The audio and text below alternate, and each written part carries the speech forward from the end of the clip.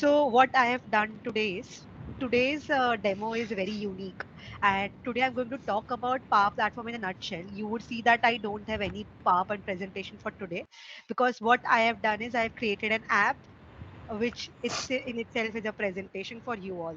So basically, when we talk about Power Platform, right? So that is what my today's agenda is all about. When we talk about Power Platform, we always relate it with the words like low code or no code solutions. And when we talk about low code, no code, Power Platform comprises of multiple services which it offers. Either it can be in the form of Power Automate or Power Apps or Power Virtual Agents, Power Pages, or Power BI. And there are multiple other services which connects Power Platform, just like connectors or using Dataverse as a database model, or it can be AI builder models, right? So these are all the terms you might have heard, or you might create workflows, approval flows based on your daily to daily activities just to ease your process. So today's agenda is very straightforward. Just like I mentioned, I'll walk through you all about what exactly Power Platform offers, what applications and services you can utilize, and apart from that, how you can create something for yourself leveraging Power Platform, just like creating application or creating workflows or creating Power Virtual Agent simple chatbots. We'll not look into everything and create today. But the agenda today is to just get yourself aware about how you can utilize low code, no code, and even you can do some great development on top of that. And it is just like not restricted to a functional user or a business user. Definitely, it is beneficial for them, but from a developer's perspective, even you can carry out more interesting UI and development right inside your low code no code platform, which is Power Platform. Okay, so let me just walk you through what Microsoft offers in terms of Power Platform. So let me just quickly go to portal.office.com. So if you all are not aware of Microsoft 365 tenant, right? So this is kind of a Microsoft 365 tenant, which you can get it for probably a trial version, or if not, then probably if you are working on some other project or any client, then they might have a license procured wherein you can go ahead and create applications or workflows on top of that. So just go and check to portal.office.com and you should see Power Automate, Power Apps, and other Power BI services. So we can quickly go and look into all applications. So if you see here what all Power Platform applications I have, so if you can see there is Power Apps, Power Automate, and Power BI. And when I talked about, so if you can see from the screen, there are multiple offerings, Power Virtual Agent and Power Pages, which you might say that, okay, I don't see that in my applications where I could find that. So that resides into your Power Platform or Power app itself. We will go and see there that as well. So let me just go to Power Apps and also let me open Power Automate, and the other service was Power BI. So we'll quickly have a look at all the services.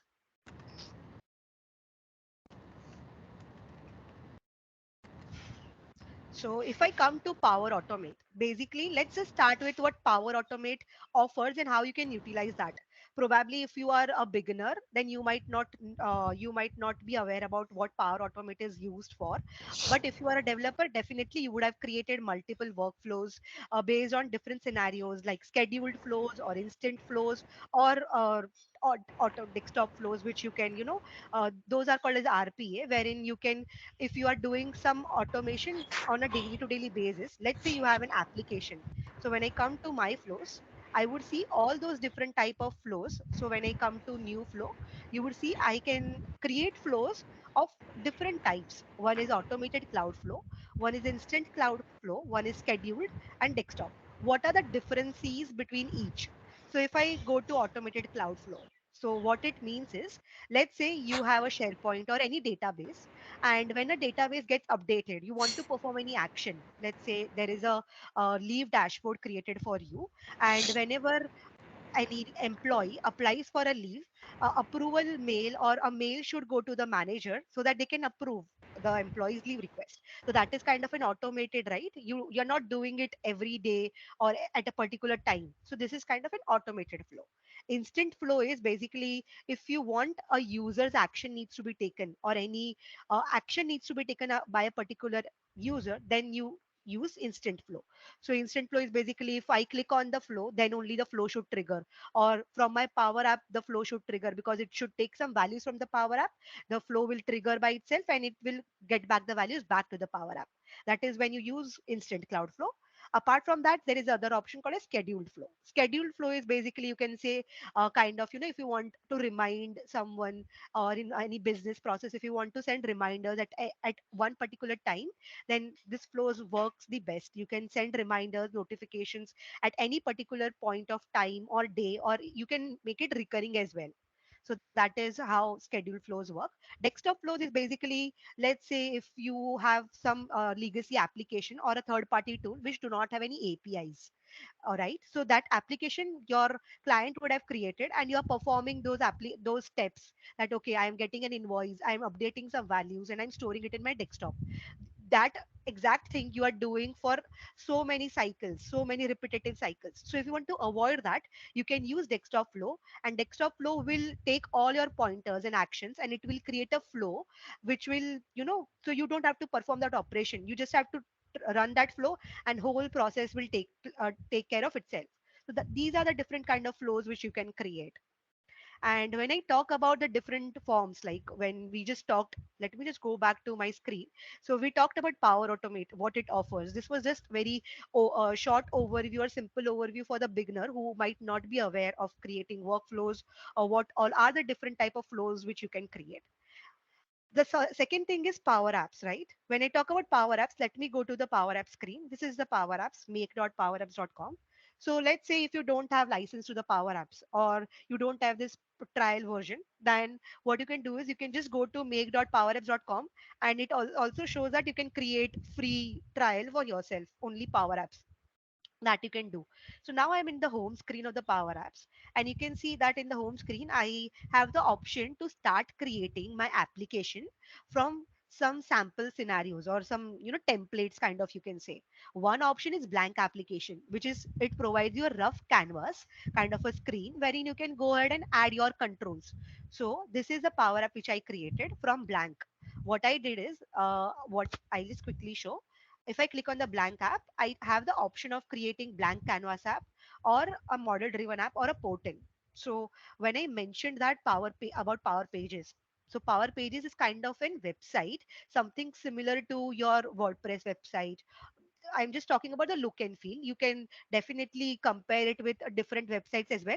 But just to give you an example, Power Pages are kind of a website which is hosted inside your Power Apps. So that what you can do is you can share this website. You can have this as your personal blog post, or as a, what you can do is you can have your personal portfolio kind of websites, whatever for whatever reason you want to use it, you can use that. But the only problem here is not a problem, but you will need a license. So these are not the open websites which you can say. Definitely the public can use it, but you will have to add that user for your website right into your Power App, so that they can go ahead and use that. You'll have to create logins for them so that they can leverage the website. Something similar to your SharePoint sites, you can say, because that also need a license, and even for Power Pages, we will need a license. When I talk about applications, applications are not websites. So there are two different bifurcation here. These two, Canvas app and model driven app, are applications, and Power Pages is a website. Now, when I talk about applications, so Canvas app is different based on model driven app. Why? First thing, Canvas apps gives you the flexibility to create your own UI. You can have a beautiful UI right from, if you want to create a restaurant application, let's say every day, you have created an application for restaurant wherein you can see the food menu, and the user can come use this is in the iPad. The user can come to this application, and they can just order in the food, and the restaurant owner will get to know that okay, this table number has this order. How beautiful this application will look like, right? So when it comes to your look and feel and UI, when the UI is taking more weightage over data, then it is said that you should use Canvas application. And when there is a business process flow or a business rule or a process involved with respect to your dataverse database or any database in form, then it is referred that you should use model driven applications. So these are the two different type of apps which ideally Power Platform provides. So let's just go ahead and create one application. When I go and create an application, you can see that I have two options. So it gives you the flexibility that you can create an app which is in the tablet format or a phone format. Let me just create a tablet app for women in tech. I want to show some more flexibilities or features which Canvas app provides. So that is why I'm creating this application. Now, if you see, this is the canvas. This is a screen which it is providing you, right? And what do I see in the screen is I can create new screens. So definitely, when you use any application in your phone, not necessarily a Canvas app or a Power app.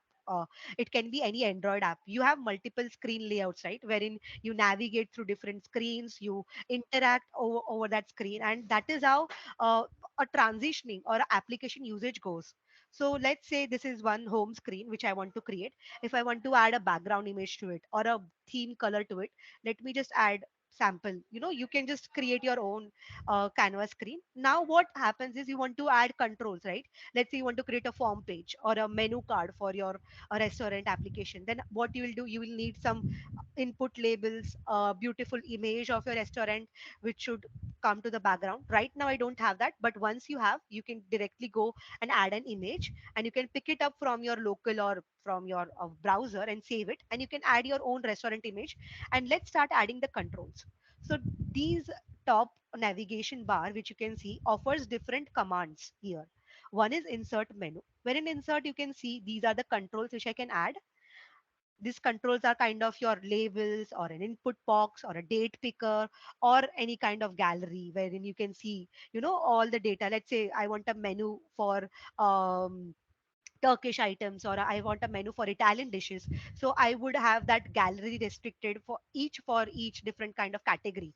So I can do that. And apart from that, I can also add beautiful icons and different display. You can, if you don't have some perfect UI, let's say, because we are developers, we are tend to use HTML, CSS into our application. So what you can do is you can go ahead and add HTML text, wherein this input or this control provides you the flexibility wherein you can add your HTML, and that HTML will start following here. So as you can see that show your this text HTML in blue color, right, in one particular format. So that is what you are seeing here. I was able to add HTML tags inside the input text. So this is what HTML text provides. And there are multiple different, media controls. You can add image, you can have camera flexibility, barcode scanning, videos, etc. Also different icons, different shapes. Icons are a lot of icons. Let me just collapse that. Yeah. Also, you can add shapes, whichever you want, probably an arrow key. You can create your architect visual kind of flows from here, or charts and even media, mixed reality. So these are the different insert options or the controls which you can add to your Canvas screens. Apart from that, definitely I will need data, right? From where I will connect my data. How will I connect my data to the application? So there are different kind of connectors available. So one option, so let's say, let me just quickly add a gallery. Right now, what you see is this is a sample gallery. Right now, there is no data source attached. So if you can see, let me just zoom in a bit if you don't see it very properly. Yeah. So this is the gallery, which is in a vertical structure. And if I go to the properties pane of the control, which is a gallery, I see that the data source attached right now is none. Okay. What you can do is either you can create a collection. So let me just go ahead and on click of app start, I will create a collection. This is how you can create a collection. Collection is kind of a temporary table or a JSON structure wherein you can, this is kind of a cache or using this data, this is not located anywhere in your SharePoint or in any physical database location, but it is located in a temporary location in the form of collection. Let me just name a collection as temp collect call. And what I will do is I will quickly create a data called item. This is my field item one, which will hold, let's say, value one.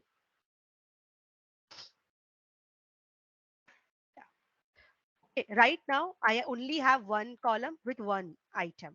What I can do is I can quickly add, let me just run this app on start. Once this app will run, what you can do is you can just see into your collections that one collection, this is a collection with a this name, it has created one item for me, and this is a temporary, right? So what I can do is I can attach my gallery to this collection now. I'll attach it to a collection. Now I can see one item, and what I'll do is I'll just keep. So right now this gallery, which you see, has different, it provides you different layout options. So if you go ahead and see the different layouts from here, I just want only title because I don't have any description for that, nothing. So right now what you see is I do have the data. Data is attached to my gallery, and this was just a sample example of how you can attach data. There are different ways of attaching data. If you don't have collection, let's say you have a SharePoint list, how you can attach data is you have to go to a data connector. You can go to add data. In your connectors you will see SharePoint. In your SharePoint you can attach or create a connection. I have already a connection. I'll connect directly, and let's say, let me give an example of, this was a site, and I'll just quickly pull up the data from here. So right now what I can do is I have my data attached. So this list has some data. And now what I can do is I can add that as my data source here. Wow. Isn't it great that you have your data, you can link that data to data source.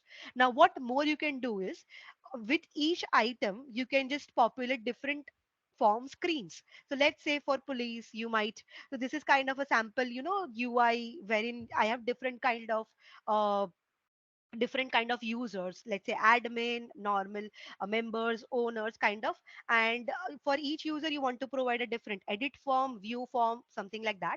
Then with each item you can, on this click of this, you can create a new form, and that form capability is also available. You can insert forms. So you can see there are edit forms available, display form available. So edit form will help you to, for the user to edit the data in that form, and display will just display all the information. So this is how you can create your applications with whatever UI you want to add to, and with whatever themes. So there are different themes options available. So let's say if I just add this theme, and what it will do is my application will start reflecting. Okay, let me just, where was the theme? My application will start reflecting that theme. So if I create blue theme or red theme, then if you see that my vertical gallery is using those theme based colors. So you can create your canvas apps just like, either it can be a simple, medium, or a complex scenarios. It is not like can't have a very complex scenario applications into your canvas app. Definitely you can create, and there are multiple integrations. So just like how I mentioned about data integration, you can also integrate Power Automate flows into your canvas application. What we'll do is we'll quickly look into that in the demo. Right now I'm just explaining you all the different features and functionalities which it offers. Now we talked about collections. Let me just quickly talk about variables. So when I talk about variables, so this is your screen. So for any application or any development, you might have heard about global variables or local variables, right? Something similar is with your this Canvas apps. So what happens is, let's say when my app starts, when the user comes to the app, I want to pick the username from the this user. Whenever that user will play this application, definitely it is running in the context of this user, right? So I want that username to be picked up whenever this app starts. So that thing I can control using my app on start. What I can do is I can go to my app, I can go to my on start, and what I can do is I can write that I want to set a variable for my user, which will be my user profile. And What it will do is this is a variable and this is a function or a formula which you need to use when you want to store a variable value to something. Now what I want is I want to store this variable value to the user object. So this is kind of set my user. Okay, sorry. Yeah, so I'm writing multiple line of code. So definitely I'll have to separate it by semicolon. And now you can see I have user. And what this user, if I hover over this, it is a record. What it provides is it provides me different of properties like email or a full name, or if I just select this, let's see what it provides. It should provide the user email. Now let me run this app on start and let's see what.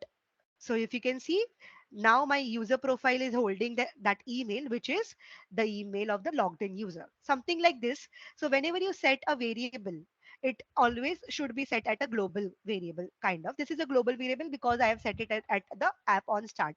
But let's see if I want to declare some variable specific to a screen, right? This is a screen. So what I can do is I can go to the screen and I can just on screen visible, or what I can do is I can write update context. Update context is basically using, this is kind of a formula wherein you can go ahead and declare temporary variables. So let's say temp where, and what it will do is you can just right now let me just give some different functionality for user. I want display name.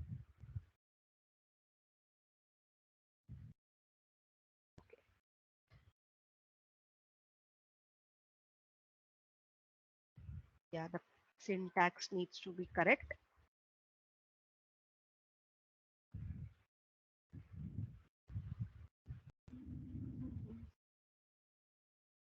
So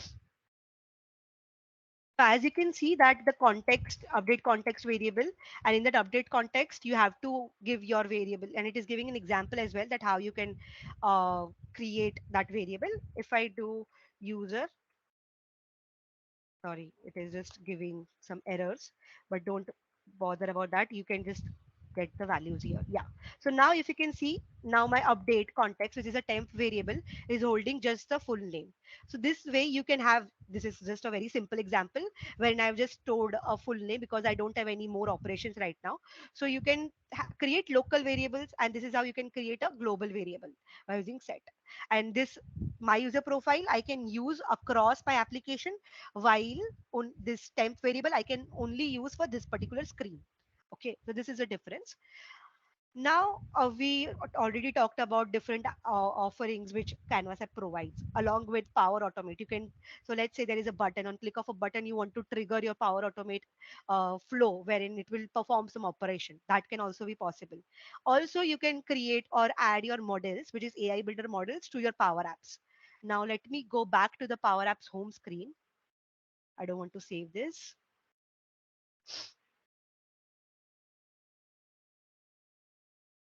Let's just quickly look into Power Automate. So as I talked about Power Automate, there are different kind of Power Automate flows which you can go and look into different flows which I already talked about. Automated flows, scheduled flows, and what Power Automate offers. For the demo, I have a very good demo for Power Automate, which this is definitely a Power App, right? And there are learning paths also. So these are the different learning paths which you can go ahead and take for Power Automate. These are from beginner level to your expert or an advanced level, you can say, with getting started with your rough sample Power App, Power Automate workflows, creating workflows with the data, SQL, or writing expressions, and using AI Builder into your Power Automate. All the learning parts I have kept in my, this application. So it is referring me to my module, which is a learning path module. Now, if I want to go and go to the demo, let me just go to the demo. Now, what I have done is, this is my Power App. This is the form screen, wherein what I'm doing is I'm taking the team name from the user who is using that app and some members which I want to add to a team. And on click of create team, I am taking these values and creating a team. So let's just see. And right now what I'll do is just I'll add this user only and let me just create a team. So on creating a team, my Power Automate workflow should have triggered already. So you can see that I invoked Power Automate workflow from my Power Apps, right? So if I just go to this Power Automate workflow, it should create a team for me within few. Yeah, I think it is already creating it. I'll go to my teams and should create a team with the name Women in Tech. So you can see the team is created and it should have only one member, which is the owner right now. So this is how Power Apps, with Power Apps, you can have multiple data connectors. You can trigger your workflows. You can create beautiful UIs. And that is what I've mentioned in Power Apps learning path. So this is the Power App learning path wherein I can see different modules. I can create a Canvas app or a model driven app, or how I can create beautiful navigations. So something similar this Power Apps offers. Now, when I talk about AI Builder, right, that I wanted to show, I think it is not yet loaded.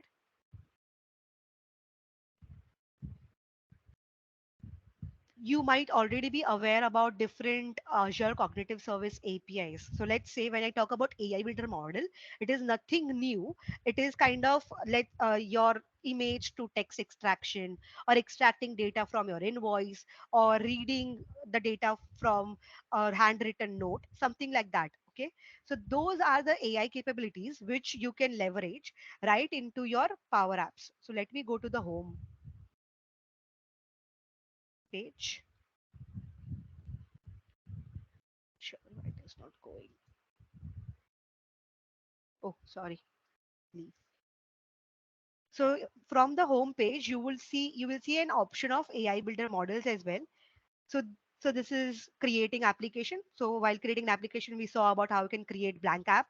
Also, you can create applications from your Dataverse tables. If you have a table, custom table, and if you want to create an app on top of that, you can directly use this. Similar with SharePoint, similar with Excel. These are the data backend and also SQL. But if you have some image, let's say I have a form image and I want to create that same UI in my Power App. What I can do is I can just grab this section and I will have to upload that image and the app will create based on that image. Similar with Figma, based on the Figma UI, an application will be created. An application means that UI with different controls like labels or input control will be directly added based on the image. That is what I mean by that. And apps, we already saw that this app section will take you to all the applications.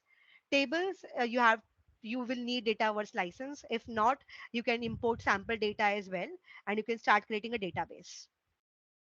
Flows we definitely saw about different type of workflows you can create. Solutions are the different section. Applications works in the fashion. One is you can import your app and export it to an environment, and if you are not just importing that app, you can import that app as a form of solution as well. So let's say in this application you saw that, right, I had the Power Automate flow attached with the Power App. So I had a flow with Power App, and I want to have one solution for these two things. So it will be the best to use solution because it will carry all the data, the flows, the chatbots with that particular application along with it, and it will create a solution for you that you can directly import, or you or directly using Azure pipelines, you can directly import or deploy it to your different environment. And the other offerings. So when I was talking about AI builder models, chatbots, those all things lies here in more section. Let me just go to the AI builder models. In the AI builder models, because right now I don't have any database attached, so you can see that AI builder requires a Dataverse database. Create a database to start using AI models. So this is one of the very key important thing for everyone to understand, that I can't just start creating models, or you will not see the models if you don't have Dataverse database residing into your license right now. So if you want to leverage AI builder model, you will need that database also to be attached to it. What it will do is it will populate with all the different templates. It has different invoice processing, document processing, image to text extraction, all the different templates it will hold. Right now, because this environment doesn't have that database, you won't be seeing those templates attached. Apart from that, there are few flexibilities for chatbots. I can start creating a Power Virtual Agent chatbot. This is kind of a low code, no code chatbot, but it has few flexibilities just like your bot framework. If you start going to this interface of creating a chatbot, you will see a very good interface which is very user friendly, wherein you can start building. Let me just quickly give.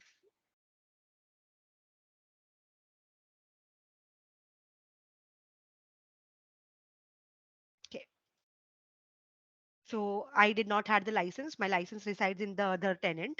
Now I don't, for this I don't have license, so it will procure a free trial for me. And as I just got into PowerShell agent, you can see an interface which will help me guide at how I can move towards environment and how I can create bots. So I don't want to do this right now, and this is the interface wherein you can go ahead and start creating your low code no code virtual PowerShell agents. So when I click on create a bot, it will ask me that, okay, do I want to create a bot for production, or I just want to try it based on just a sample application which I want to create in terms of chatbots. So you can create any chatbot. Let's say for a production, I will just say Q&A or chat GPT. Right now it is in so much boom, but I think I'll just create some sample just to show you guys. Should have India as an option. Sorry, English language. And now it will start creating that. It will pull up the whole bot creation interface for me, wherein I can create all the text messages and messages in terms of hello, or inviting or invoking them, welcoming them, that okay, whenever this bot will be invoked, I can just send them some sample messages that, hi, this is Q&A bot, please ask questions if you have any, something like that. So it sometimes it takes time to create this. So as you saw that my bot is now ready. Let's just give it a minute to load. Okay, now the UI screen looks bit different with apart from the screen which we were on, right? So I think it was flashing. Yeah. This is my chatbot, and if you see that this bot right now is logged in with this user, and I can go ahead and start creating topics. So when I say that, okay, when you invoke that bot, the bot should reply with, hey, hi, this is a Q&A bot, something like that. For each and every message or response, you will have to start creating a topic for that. So there are some sample topics which are already built for you, but these are just welcoming topics like hello, welcome to the Q&A thing, and also it might end your conversation. But if you want to create your own topics, let's say you want to give that this bot some flexibility of giving back the answer of what is Power Platform, what is Power Automate. For any question, you should have your different response, right? For that, you'll have to create a new topic. So let's just go ahead and see our bot, chatbot. This is our Q&A chatbot. I will start plugging in. Okay, I want to play this demo website. Okay, so this is a demo and I will just write hi. Right now, I have not added any message response, but because there were predefined topics already created, it is showing those data to me. And now if I go to this, you can see that this topic is already invoked and this is enabled. That is why for a sample response like hi, if I go to this topic, what this topic is doing is for each and every type of question, let me just go to greeting. Yes, this is the greeting. And whenever a user will write hi, hello, or anything, the PowerShell agent replies back with this response. So this is a topic which is building. This is a step-by-step flow which we build so that the bot can understand what was the request and what I should respond back with. So these are the simple kind of chatbots which you can create, low code, no code virtual agent bot. Apart from this PowerShell agent, I already mentioned you can use Power BI as well. For Power BI, definitely you have service. There are different type of Power BI. One is Power BI service and another is Power BI desktop application. Both of them have different, different usage scenarios. So that will take another session to go into what Power BI service does and what Power BI desktop offers. But in simple manner, Power BI is just basically helping you to create reports and dashboards. So this is a Power BI screen wherein you can go ahead and kickstart creating your dashboard or reporting. Let's say I just want to create a pie chart for my monthly expense tracker, or a dashboard which will take me to that, okay, what all expenses I did for the whole month. You can create your own dashboard with all the data in place. For that, you'll need a database as well. This is a data hub where you can attach your data with the different reports and dashboards and scoring and different data sets. So this is how you can go ahead and leverage Power BI and different offerings which this Power Platform is offering. So as we already talked about Power Automate, Power Apps, Power Virtual Agent, Power BI, AI Builder. Now there are few other important aspects which we are yet to talk about, which is Dataverse, connectors, and I think Power Pages. So let's just go back to my Power Automate. Now when I come back to my Power Automate, I see that let me just quickly create a sample instant flow for you all to understand what exactly flows has and what connectors are called. So when I come to my Power Automate flow, right now what I did is I am manually triggering this flow. That is why I created a manual trigger flow. Or whenever I will manually trigger this, this flow will run. Now on click of next step, what I want to do is I want to, so this is right now what you are seeing is, okay. So these things which you are seeing right now are the connectors. So let's say when I type in, when I want to get a user details, okay, I want to get the user profile properties, or all the details of the user. What I do is I need an API, right? For getting the user, I will need an previously we used to write REST APIs. Now you have graph APIs to get the user profile. That graph APIs will get back with you the response that, okay, which user you want the details of. I will say that the logged in user. For that logged in user, the graph API will respond back with the whole detail, like the username, the user email ID, the user object ID, or the user role, what user role designation is, all details about that user, skills, work, projects, etc. Now, that layer of writing that API and getting the response back is already done by Power Automate. What Power Automate is doing is it is providing you connectors. These are the out of the box connectors. When I talk about connectors, let's say O365 groups. So Power Automate has integrated Office 365 groups. And then what I can do is I can use all these different actions. So let's say I want to add a member to a group. For this, we need to write API previously in our code. Now I can do directly using this action. What it is doing is underlining this connector. There is an API which is already written or built by Microsoft Team. And what we are doing is we are just giving the inputs what it needs, just like how we do it with API. That API endpoint, we provide group ID and which user you want to add to the group, right? That API endpoint, if you would have observed, you do the exact same thing. That thing right now is, if whole thing is, you are just doing it in a more structured manner and not you are implementing an API or creating a connection. So this is what connectors are.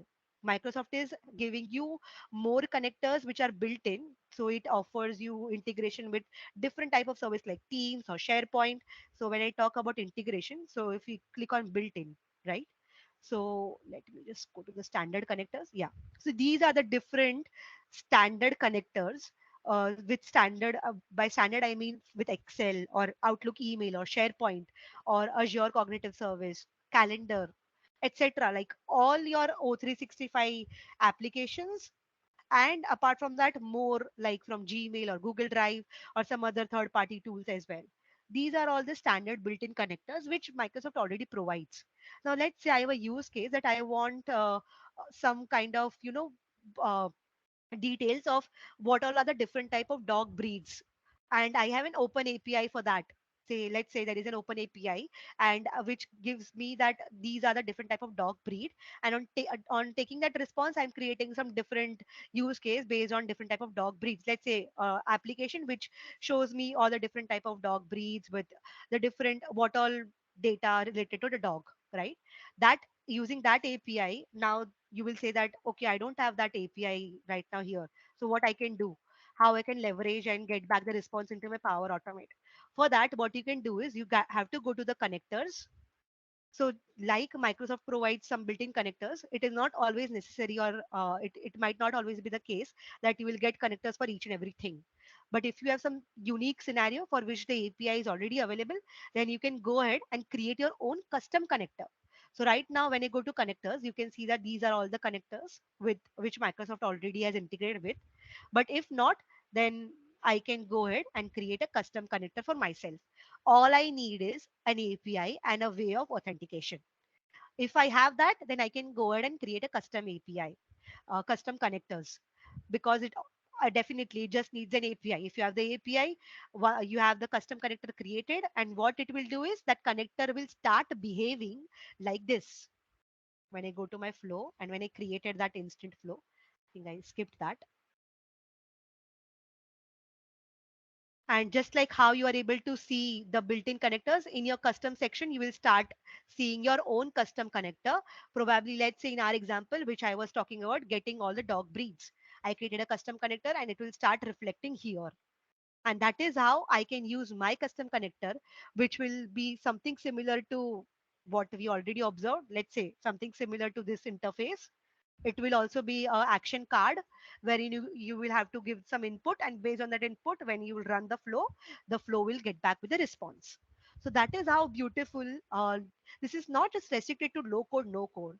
It gives you more flexibility, but it gives you more end user. It has been like you can just utilize it more from an end user perspective, and you can perform complex operations. You can have APIs, authentication in place, and everything.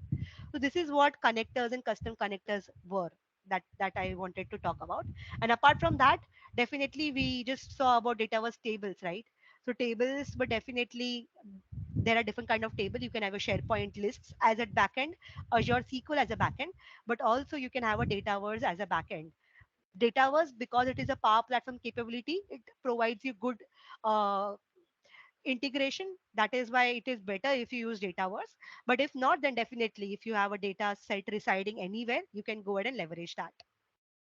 So this was, I think, the whole topic for today's discussion about Power Platform in a nutshell. But if you have any more queries with respect to any capabilities in Power Platform, I'm happy to take that as well.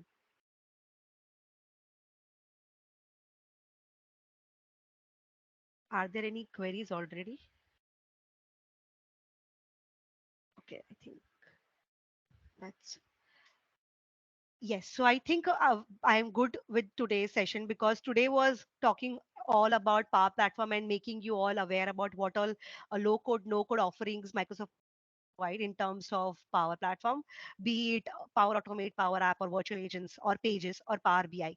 So when I talk about Power Pages or Power BI, you might not there might be very simple scenarios like creating a dashboard or creating a report, but at major business cases, it is not always the case. You have different complexities while creating a dashboard, which might need different operations to be performed. So I have not deep dive that much into Power BI or Power Pages, but definitely you can have your different code complexities as well. Just before because I have some time left, so I want to touch base upon one topic which I missed on, which is creating application. When I come to my Power App, let me just quickly go to the application. Okay, yes. So when I talk about application, let's say this application in itself, Power Platform in a nutshell, which I created, I integrated with Power Automate Flow, which I was talking about. And apart from that, there are few different components, you can say, wherein let's say there is a UI navigation which you have already created. So let's say there should be a navigation at the top header or a left hand navigation, just like how you have in SharePoint sites. So if you have that navigation, if you want to create that UI with React, you can definitely go ahead and do that using Power Apps Component Framework. So Power Apps Component Framework opens a door for developers wherein it is not just restricted. So let's say there is a control which is kind of a slider control. And when I go to my insert menu, I don't see slider. I do have that slider, but probably kind of not a slider, but let's say there is some different control which you want to add and which is not available into your Power Apps. What you can do is you can create that control using Power Apps Component Framework. What Power Apps Component Framework is, you can create that UI using React, and you can provide flexibilities using JavaScript. Once that is done, you can import this use into your Power Apps as a component. Whenever you'll import that into your Power App as a component, you can start using that into your Power Apps. Just like how I'm using this label control, you can start using your control, which can be a navigation, left navigation, or a top navigation, or any kind of controls for that, say. You can create that using Power Apps Component Framework. And this is the doorway wherein we talk about uh, functional consultant probably might not know to create complex code, but a citizen developer might have the idea of creating React.js components. They can go ahead and create those, and those citizen developers can also utilize their development work right inside the Power Apps. So with PCF, you can say that it is opening a room to a more beautiful UI creation using, because it provides JavaScript, HTML, CSS. That is why it opens that room for developers as well. And this is how you can go ahead and create your own components, and you can import it from new component as well. So just like right now I don't have components, but if I want, I can import components. Whenever I'll import my created component, it will start reflecting here, and I can just click on that and that will be imported to my Canvas app screen. So this is how you can use Power Apps component framework for yourself. I'll right now delete it. And components, basically right now when you see components, so what exactly it does is, components, when you start creating this, you can use components across any of the application, so it is not restricted to just this app. So it is better that you create components which are, widely used, just like navigation, or something which is used for all application, maybe header and footer. Create components, such components for yourself, and start using that components into your all apps, other than creating header for each application and then creating footer or navigation for each application. So this, I think, I left to talk about. Another thing was my Power Automate flow. So right now, if you observe that when I created that Teams, which you just saw in the demo, right? So what I did is I clicked on that Create Team option. I just quickly go to Power Automate screen. Yeah, in this screen. So if you observe that this is the input control, this is also the input control. And on click of this button, I'm triggering the flow. So this is my flow, and this flow is right now taking the input values, and it is creating a team using this input value. So this is the flow attached to it. And this flow, if you observe, then I go to my flows. This is the flow which I've already created, and what it is doing is it is taking those values. These are the values which were directly given from Power Apps. I'm grabbing that value, and after grabbing it, I'm performing some string operation, and then I'm creating a team. So this is how I created or triggered a Power Automate flow. All I need is Power Automate name, and then I can pass in the values which I want to pass to. So this is dot run, because when I click, I want to run that flow, and I'm passing the text for the name of the team and team members. And taking these values, my team got created. So this is how the team got created. And if you observe that the description and the name of the team was same. Yeah, so I think this is whole in soul Power Apps in a Power Platform in a nutshell. But yeah, I'm ready to take up any queries if you have any, or if not, then probably I might take those up offline.